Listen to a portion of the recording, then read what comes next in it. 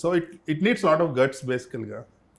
Somebody has to call it out sir, because I feel నేను స్పెసిఫిక్గా నా disdain express చేసింది for all the YouTube reviewers sir. The language has become extremely it's not right. అంటే thumbnail మీద బూతులు పెట్టాల్సిన అవసరం, అంటే M డాష్ లా ఉంది అని పెడుతున్నారు.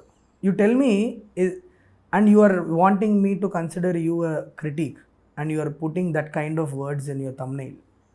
Where has the class gone? Yeah. I'm saying you are a critic, have some respect for yourself. At least if you don't respect others, నిన్ను నువ్వు అన్న కొద్దిగా రెస్పెక్ట్ చేసుకో కదా.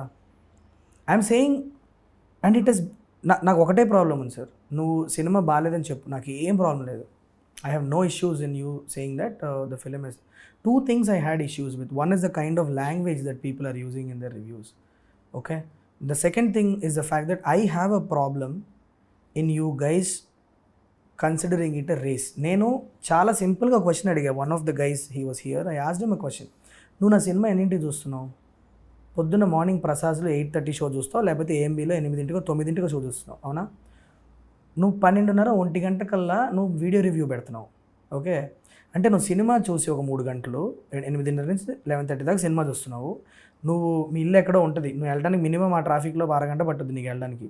నువ్వు అంటే 12:30 కల్లా ఇంటికి రీచ్ అయ్యి నీ కెమెరా సెటప్ చేసుకొని దాన్ని రికార్డ్ చేసి దాన్ని ఎడిట్ చేసి దాన్ని యూట్యూబ్లో అప్లోడ్ పెట్టి నువ్వు 1 గంట కల్లా పెడుతున్నావు అంటే నువ్వు నా సినిమా గురించి 10 నిమిషాలు కూడా నువ్వు ఆలోచించట్లా. మీకు తెలియదు ఏముంది, you are the first one who use to write reviews in Idle Brain. You were the very first guy who used to write reviews in modern contemporary space లో చెప్తున్నా. మీరు సినిమా రిలీజ్ అయిన తర్వాత ఈవినింగ్ 4-5 అవుతుంది, మీరు notes రాసుకుంటారు కదా, మీరు వెళ్ళి కూర్చొని ఒకసారి you will Jat down the think about what is good and you jot down your points. You give a very informed review.